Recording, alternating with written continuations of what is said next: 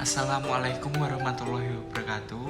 Di sini saya akan menjelaskan poin 1, yaitu analisis jaringan komunikasi. Jaringan komunikasi analisis berfokus pada analisis jaringan sebagai teknik audit komunikasi. Analisis jaringan berbeda dengan sebagian besar metode audit lainnya, karena fokus utamanya adalah pada hubungan antar karyawan, bukan pada pengalaman atau penilaian pribadi. Analisis jaringan mengevaluasi kualitas komunikasi organisasi dengan menilai pola struktural dalam hubungan antar staf. Dalam konteks audit terdapat dua jenis hubungan mendominasi. Yang pertama, hubungan efektif, misalnya perasaan persahabatan, kepercayaan, atau penghargaan karyawan. Yang kedua, berbagai jenis hubungan pertukaran informasi. Terima kasih. Analisis jaringan termasuk dalam audit komunikasi untuk mengevaluasi fungsi jaringan formal dan informal dalam satu organisasi. Semua penelitian analisis jaringan dalam audit komunikasi berfokus pada pengungkapan pola komunikasi dalam sebuah organisasi. Analisis menunjukkan jalur komunikasi mana yang ada dan mana yang tidak, sehingga memungkinkan untuk mendeteksi dan mendiagnosis apapun blok informasi yang menghambat efektivitas komunikasi. Analisis jaringan juga dapat mengungkap peran komunikasi. Analisis jaringan juga dapat mengidentifikasi subkelompok, baik kelompok fungsional atau kelompok informal. Terima kasih. Perbedaan jenis jaringan komunikasi dalam audit komunikasi dibagi menjadi tiga. Yang pertama, jaringan strategis, di mana hubungan pertukaran informasi mengenai kebijakan organisasi dari pengambilan keputusan. Yang kedua, jaringan operasional, di mana hubungan pertukaran informasi mengenai rutinitas kerja sehari-hari. Dan yang terakhir adalah jaringan pribadi, yaitu persahabatan dan interaksi pribadi dalam organisasi.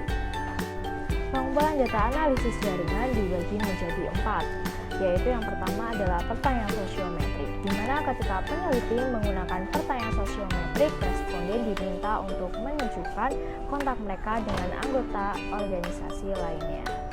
Yang kedua adalah observasi, di mana penelitian observasi dapat mengambil berbagai bentuk. Peneliti dapat berpartisipasi dalam proses kerja selama periode pengamatan atau pengamatan partisipatif, atau mereka dapat mengamati karyawan dari jarak saat mereka melakukan tugas pekerjaan mereka. Ketika jumlah interaksi yang diamati cukup, peneliti observasi dapat menjelaskan pola komunikatif dalam organisasi dan juga pada kelompok dan peran terkait komunikasi dalam organisasi. Pengumpulan data analisis jaringan. Yang ketiga yaitu teknik komunikasi mini. Teknik komunikasi mini sangat cocok untuk mengungkap peran terkait komunikasi dalam suatu organisasi. Yang keempat yaitu analisis arsip. 3 jenis data arsip dapat berfungsi sebagai input untuk analisis jaringan, yaitu yang pertama catatan surat internal, yang kedua catatan telepon, yang ketiga pertukaran email. Ketiganya memungkinkan untuk mengidentifikasi aktor spesifik yang terlibat dalam kasus surat dan bahkan memungkinkan untuk membedakan antara pengirim dan penerima.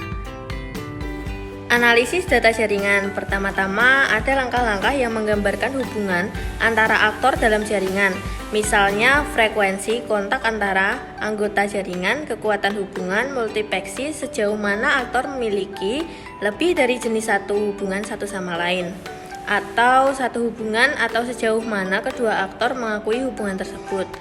Kedua, ada langkah-langkah yang menggambarkan kemampuan individu karyawan dalam jaringan. Ukuran paling mendasar untuk posisi karyawan dalam jaringan komunikasi meliputi in degree atau jumlah link masuk dan out degree atau jumlah link keluar.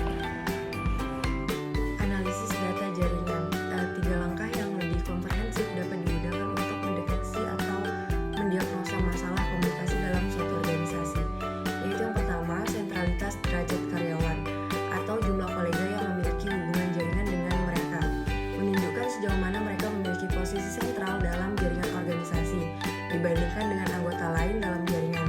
Ukuran ini membantu auditor komunikasi untuk membedakan antara karyawan yang sangat aktif dalam jaringan dan karyawan yang tidak cukup berpartisipasi dalam jaringan.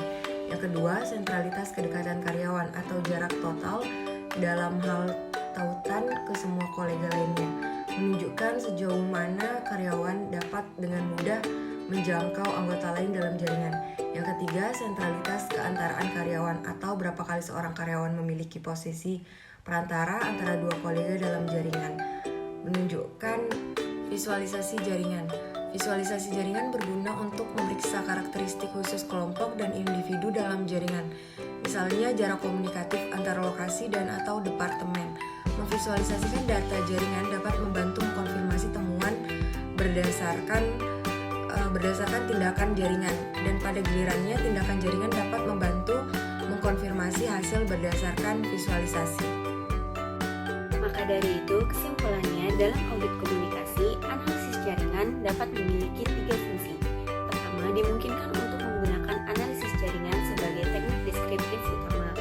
Lalu yang kedua, analisis jaringan dapat dilihat sebagai sumber informasi independen tentang masalah komunikasi dalam suatu organisasi. Lalu yang ketiga, data jaringan dapat digunakan untuk mendukung temuan teknik audit lainnya. Praktek profesional audit. Prinsip audit saat ini sudah sangat familiar di semua profesi. Audit dan umpan balik digunakan secara luas sebagai strategi untuk meningkatkan praktik profesional. Demikian juga konsep audit komunikasi diterima oleh sebagian besar badan profesional dan telah diakui memiliki peran kunci dalam evaluasi. Dalam konteks ini, pendekatan audit telah berkembang pesat dalam kaitannya dengan analisis kinerja interpersonal dari berbagai profesional.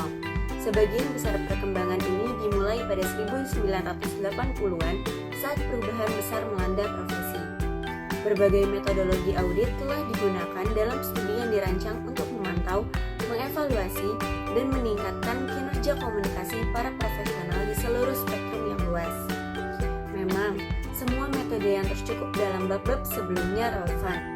Survei kuesioner, wawancara mendalam, kelompok fokus, catatan harian, dan metode penyamaran semuanya telah digunakan untuk mengukur informasi tentang praktik profesional. CRT melibatkan 3 fase utama. Yang pertama, menentukan populasi sasaran, yaitu masalah utama yang menetapkan parameter untuk dimasukkan.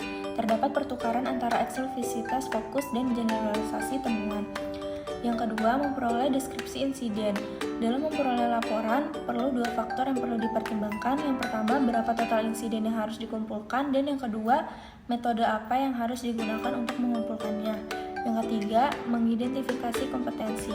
Proses ini merupakan analisis konten cermat untuk memperoleh konten yang terpisah dan dapat dibedakan dengan jelas. Dalam prakteknya, tugas ini hampir selalu diselesaikan oleh para peneliti karena sifatnya memakan waktu dan keterampilannya yang dibutuhkan sangat teliti.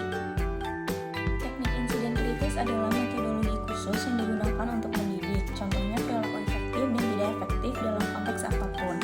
Teknik insiden kritis didasarkan pada pandangan bahwa perasaan kepuasan atau ketidakpuasan internal terhadap seseorang, profesi, atau organisasi.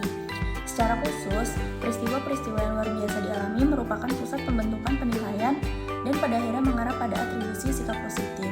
Kemudian mempengaruhi bagaimana pertemuan di masa depan dilihat, dikategorikan, atau ditanggapi.